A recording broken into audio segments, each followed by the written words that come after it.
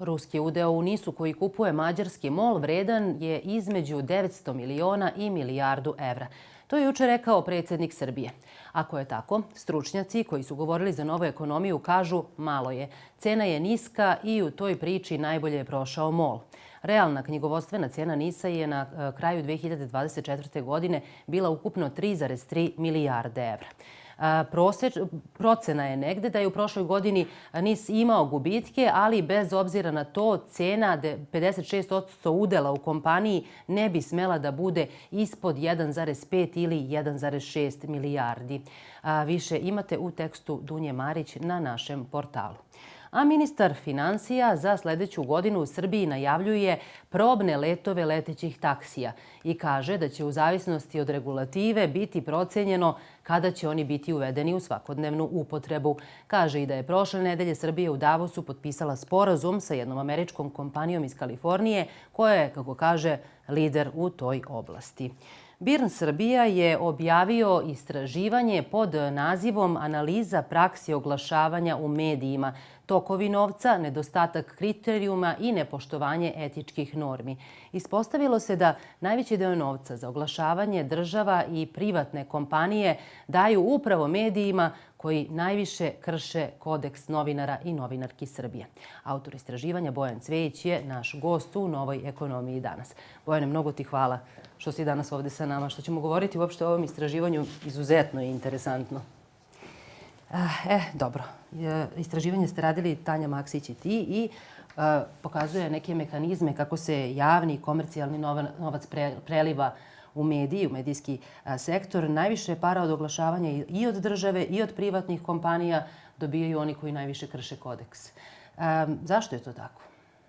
Pa kada pogledamo malo ti mediji, zapravo štampani dnevni listovi koji su uopšte bili, koji su obuhvaćeni monitoringom i savjeta za štampu o kršenju kodeksa. Samo da kažemo, dakle, to su bili Alo, Blic, Danas, Večernje novosti, Informer, Kurir, Politika, Nova i Srpski telegraf. Najviše prekršaje su imali Alo, Informer i Kurir. Tako je, znači to su svih 9 dnevnih listova koji imaju nacionalnu pokrivenost u Srbiji, koji su obuhvaćeni kako monitoringom savjeta za štampu o kršenju kodeksa novinara i novinarki Srbije, tako je bilo i predmet istraživanja koje smo radili za BIRN. Šta to pokazuje zapravo? Da ti koji najviše krše su prorežimski mediji koji šire propagandu, pa samim time, kažem, čim širite propagandu i ne bavite se istinitim i pravovremenim izveštavanjem, samim tim kršite kodeks i samim tim ste, kažem, na neki način miljenici vlasti.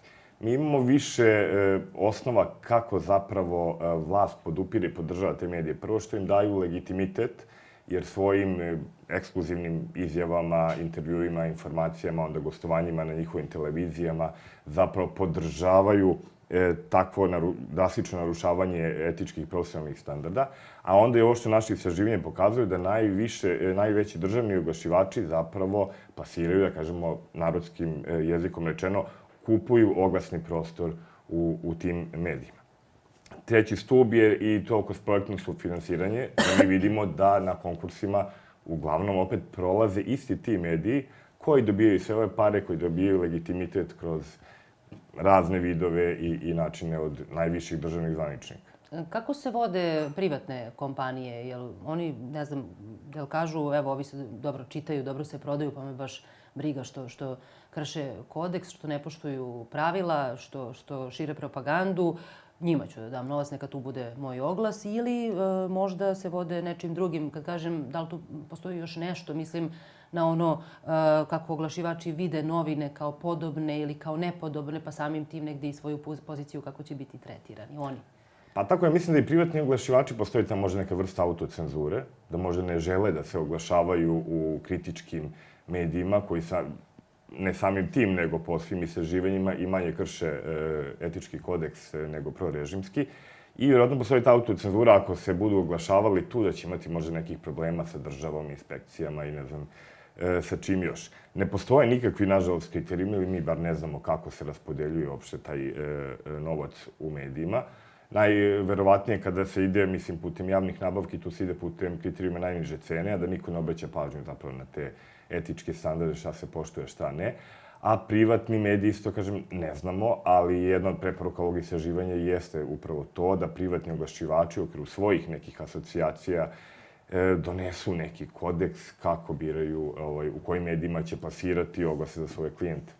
Govorit ćemo još o tim preporukama, to je isto zanimljiv deo. Na koje sve načine država može da interveniše na medijskom tržištu? Navodi se u istraživanju da su javni konkursi najveća šema državne pomoći. Da li vlast na taj način kontroliše medije?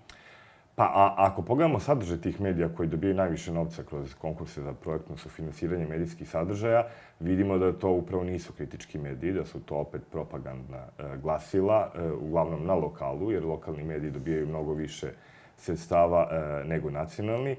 I mi imamo ove godine da je zapravo, to jest prošle u 2025. godini dodeljeno skoro 13 miliona evra za projektno sufinansiranje. I imamo neke rekordere i oni koji najviše dobijaju novac. Tu, na primjer, imamo mrežu medija Radojice Milosavljevića, koji je imao najmanje 12 kompanija, koje su dobile za 97 projekata 133 miliona dinara, što je oko 1,1 milion evra. To je skoro pa 12 od ukupnih sredstava koje se dodele na godišnjem nivou. Zatim tu imamo medije Slavka Stijakovića, lokalne medije. On ima 30 lokalnih medija u svojoj mreži, koji je dobio 50 miliona dinara za 117 čak projekata u 2025. godini. Ko kontroliše kako se troši taj novac? To bi trebalo kontroliše država, jer prema zakonu postoji i evaluacija svih projekata koje bi trebalo se radi jednom u 3 godine. Mi, međutim, ne znamo rezultate tih evaluacija, ko ih radi, na koji način i da li i kako će biti objavljene, da vidimo da li su zapravo svi ti mediji koji su dobili novac ispoštovali ono čime su aplicirali. Da li je bilo nekog nenamenskog ili nije i da li je bilo kazni zbog toga također? Da li su ti sadržaji bili kvalitetni, jer poenta projektnog sufinansiranja je da se finansija sadržaja od javnog interesa i da se podrži kvalitetno novinarstvo, a ne propagandna, dnevno izveštavanje o aktivnostima, ne znam, gradonačelnika, predsjednika opštine i sl. A kako sad funkcioniše? Ako ste poslušni, bit će para, ako niste poslušni, za vas nema. Ono što smo mi pričali tokom prošle godine u okviru i raznih sastanaka i obuka koje je organizovao ANEM, da su lokalni mediji, ono što su nam rekli, svi oni koji su izveštavali ove godine, to je opet kažem prošle godine, što se nisam navikao da smo u 2026.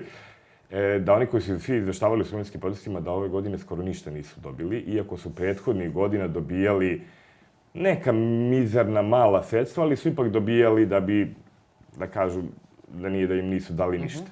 Međutim, ove godine su se upravo takvi mediji žalili da nisu dobili ni dinara na konkursima za projektno sufinansiranje, dok su ovi koji šire propagandu dobijali mnogo više para. Sad, ono što je meni privuklo pažnju, također je ova rečenica iz istraživanja, kaže nijedna institucija ne uzima u obzir kriterijum relevantnosti, dometa, profesionalnih standarda ili etičkog ponašanja medija kao kriterijume procene dodele ugovora. Tako je. To je jako interesantno. Kad govorimo o preporukama, dakle, set preporuka, ti si pomenuo neke. Dakle, ovo je poruka i donosiocima odluka i medijskoj i marketinškoj industriji. Prva preporuka kaže poštovanje kodeksa novinara mora biti uslov za dobijanje javnog novca. To je ono što si ti malo prepomenuo. Potrebno je zakonski razgraničiti informisanje od političke promocije i ojačati inspekcijski nadzor nad prikrivenim oglašavanjem. Kad govorimo o prikrivenom oglašavanju, na koji način se ono manifestuje? A prikriveno oglašavanje, ono što se pokazalo, bar u štampanim medijima, verujem da je tako i u online medijima, to su ono po definiciji propagandni tekstovi određenih kompanija, bilo da su privatne ili državne, koje nisu jasno označene. Obaveza je medija i po zakonu i po kodeksu novinara i novinarki Srbije da svaki takav vid plaćenog i promo sadržaja mora biti jasno. A može i poneka politička samopromocija da se provuče kroz to, pretpostavljam? Tako je, ali to je malo teško onda utvrditi da li je prikriveno oglašavanje ili nije. Ali znači, svaki tekst mora biti jasno navlačen da je plaćen tekst, da je to PR tekst, da je to promo sadržaj, a ne da imamo, da dovodimo zapravo čitaoce publiku u zabludu, da je to novinarski tekst, a on je isporučen to mediju da ga objavi za određenu svotu novca. Kada govorimo o ovoj trećoj preporuci, privatni oglašivači i agencije također treba da primenjuju etičke kodekse pri izboru medija u kojima plasiraju oglase svojih klijenata. I ajde sad za ove prve dve preporuke imamo utisak da u nekoj meri u budućnosti mogu da postanu bolje regulisane zakonom, neke već jesu, odnosno da se sada vrši bolje i kontrola ili unapređenjem postojećih zakona. A ova treća, koja je zapravo usmerena na privatne oglašivače, odnosno na kompanije, kako to regulisati? Pa to oni moraju da regulišu sami između sebe, to je tim nekim principima samoregulacije.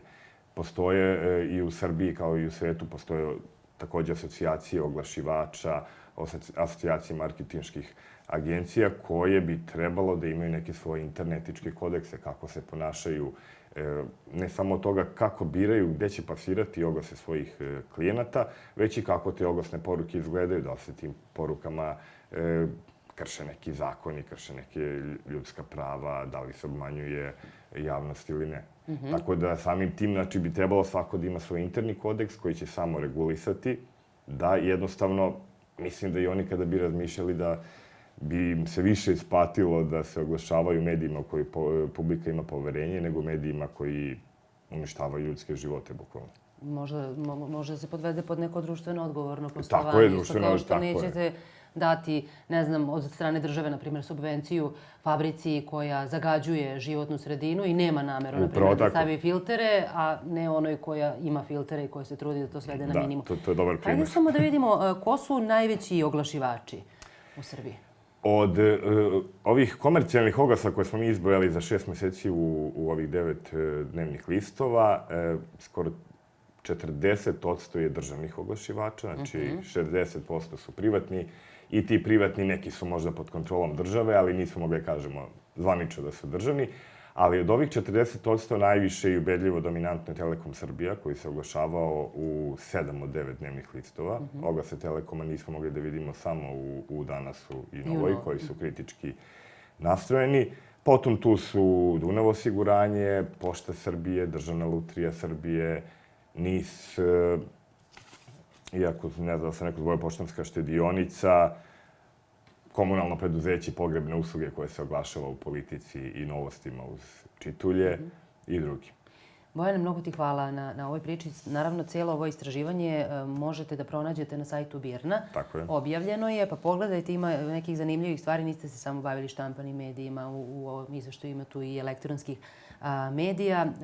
Hvala vam što ste nas gledali danas, što ste nam posvetili vašu pažnju. Ako vam se dopada sadržaj, onda eto, subscribe, ostavite komentar, dajte i neku sugestiju ukoliko je imate. Lep dan vam želim i budite i sutra uz YouTube kanal Nove ekonomije u 11 sati. Prijatno!